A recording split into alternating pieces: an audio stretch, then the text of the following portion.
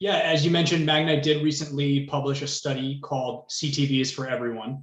And what prompted this research was really recognizing that 2020 was a year unlike any other, a period in which consumers' viewing preferences evolved rapidly and the TV landscape changed dramatically. We saw an opportunity to build on last year's CTV is for Everyone report to really zero in on the dramatic growth of streaming.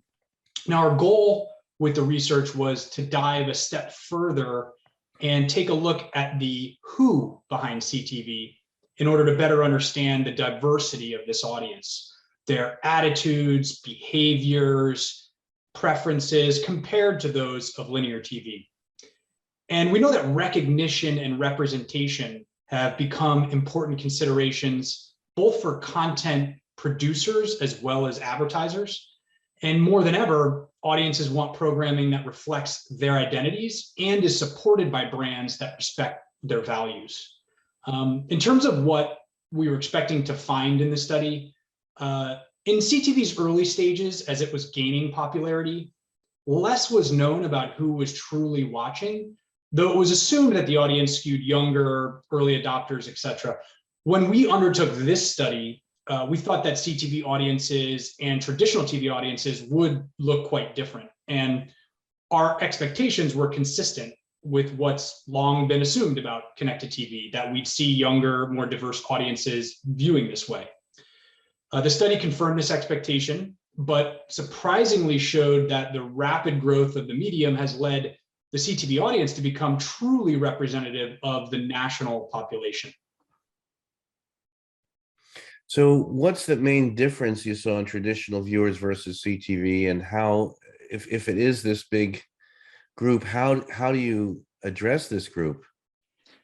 Well, one of the major differences that we saw between traditional TV viewers and CTV viewers was the increase in time spent watching over the past year. Across the board, people watched more TV, but CTV viewers watched about 50% more than traditional TV viewers. CTV audiences are more diverse across age and ethnicity and reflective of the national population, whereas traditional TV reaches an older, more homogenous audience. To better serve ethnically diverse audiences, we expect CTV media owners and content producers to invest in and deliver more culturally diverse programming, and this includes non-English content as well. Our research also found that CTV is the best way to reach multi-generational households with 3 or more people, which means advertising has a greater potential around co-viewing. Conversely, traditional TV households now tend to only be 1 or 2 people.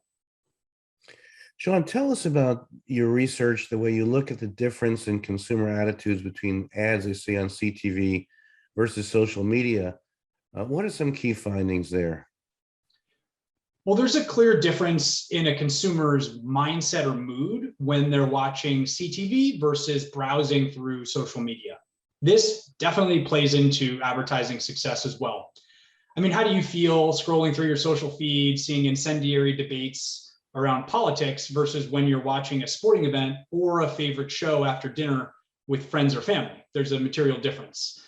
Many performance marketers in particular are looking for alternatives to social media advertising. They've been unable to advertise in many cases on traditional TV due to the high upfront costs and inefficiencies. And our study found that only 21% of CTV viewers are likely to even pay attention to a video ad on social media.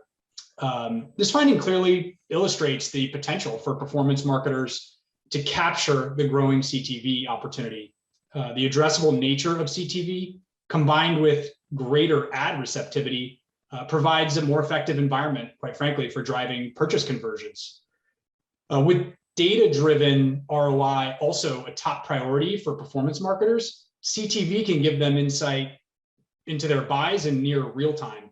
So in summary, Andy, by reaching consumers through professionally produced CTV content, a brand's message appears to resonate much better than someone scrolling through a social media feed. Sean, so let's talk about the relative value of the audience of ad-supported CTV versus non-ad supported.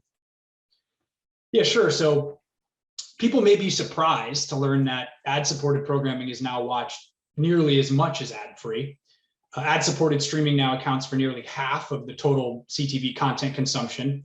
And some quick stats to highlight this: 9 out of 10 CTV viewers watch ad-supported content, up from 4 out of 5 in our study last year. And 6 out of 10 CTV viewers regularly watch a FAST service. I think another important data point is that CTV audiences are also twice as likely to make a purchase after seeing an ad compared to traditional TV viewers.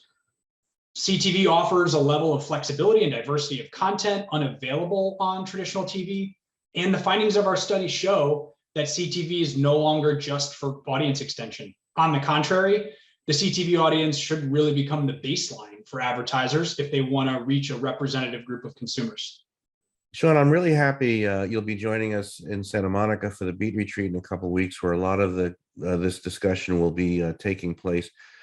When you look at the identity and data sets and other tools that you need to actually address and understand the performance of these diverse audiences that you're talking about, what is the state of addressability, of audience targeting with CTV that you guys are doing, and that where the industry should be? Yeah, this is the crux of really where Magnite is focused. Obviously, we've been really busy over here, both organically building out our capabilities for customers, and also via M&A, as I'm sure you've seen in the news.